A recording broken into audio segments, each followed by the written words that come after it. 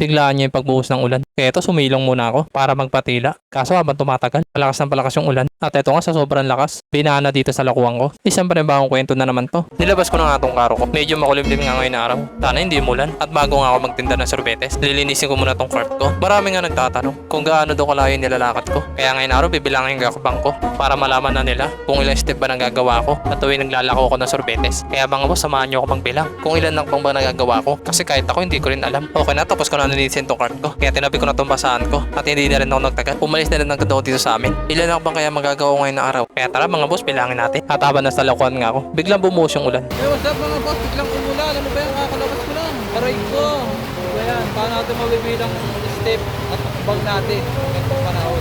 Pero subukan pa rin natin. Wala pa nga ang ganong benta. Paano kasi kakalabas ko lang at biglang buhos naman tong ulan. Tumambay muna nga ako dito kasi biglang bumuhos yung ulan. Ano ba yung kakalabas ko lang? Hindi ko in-expect na biglang uulan kasi hindi naman ganong kadilim kanina. Kaya ito nabigla na lang ako. Biglang bumuhos na lang yung ulan. Hey, what's up mga boss? Ayun na nga, no, biglang umulan kaya tumambay muna ako dito mga bossing. At ang nagagawa pa lang natin step ay 1,572. Nga lang, uminto yung hakbang natin kasi tumilong muna ako dito mga boss. Paano kasi biglang ulan, no? Ayan, no? Aray ko, sira na ng buhay ko. Pero hindi, yung turing yan, siguro dadaanan din yan. Mamaya-maya, madadagdagan pa yung step natin. At para nga malaman nyo kung ilang step pa nagawa ko sa tuwing naglalako ako ng sorbetes. Kaso nahinto yung natin paglalakad. Ano kasi biglang umulan. Baka gawang ulit to ng parto yung mga medyo maganda na yung panahon. Para malaman nyo talaga kung ilang step pa nagagawa ko sa tuwing ako naglalako ng sorbetes. Kaya ngayon, tambay muna ako dito. Hintayin ko muna tumila yung ulan. Kaya mga boss, samahan nyo ako kahit na ganito yung panahon. Bilangan pa rin natin yung step na nagagawa ko sa tuwing ako naglalako na sorbetes. Kaya tara, samahan nyo ako mga boss. Hindi pa nga rin tumitila yung ulan at habang tumatagal nga, mas lalo siyang lumalakas. Kaya ito tama nood muna ako sa patak ng ulan kasi wala rin naman ako magagawa kasi panahon yan. At syempre hindi rin ako nag-iisa kasi mga katulad kong sulbitero ay apektado pagkat yung panahon. Hey, what's up mga boss? Ayun nga, update lang, 30 minutes na nga, no, ganun pa rin. Ang lakas pa rin ng ulan. Ay hindi, mas lumalakas pala yung ulan. Pa rin yung panahon, tignan yung mga boss. Aray ka! Mas lumalakas pa siya. Ay, bumano dito sa Martinico mga boss. Okay na. Ang lakas ng ulan mga boss.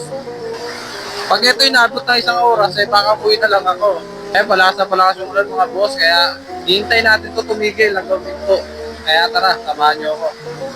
30 minutes na ngayon nakalipas pero habang tumatagal lumalakas yung ulan at sa sobrang lakas nga ng ulan binaan na yung kalsada dito sa tinatambayan ko. Grabe talaga yung ulan, sobrang lakas kaya ito mabilis bumaba dito. Makulimlim pa nga rin yung panahon at patuloy pa nga rin sa pag-ulan.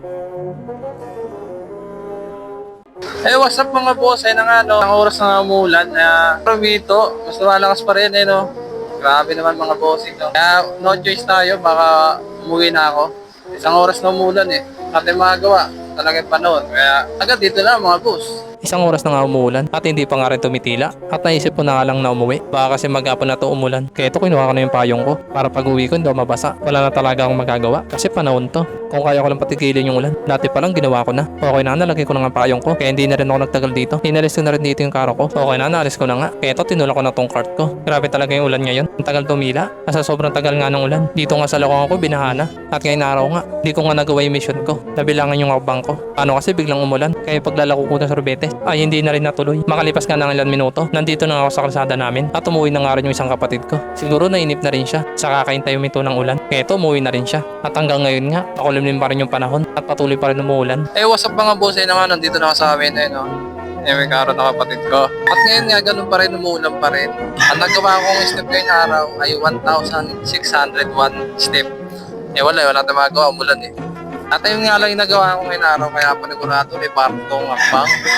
Akbang part 1, akbang part 2. Panigurado may part 2 kasi nga ngayong araw umulan. Hindi natin nagawa yung at ang benta ko 15 pesos. Aray ko. Kaya paano mga boss? Abangan nyo yung part 2 ng akbang. Kaya mga boss, please follow and share. Comment na din. At pakisuportahan po ako sa journey ko bilang solpetero. Kaya mga boss, hanggang dito na lang. Peace. Salamat.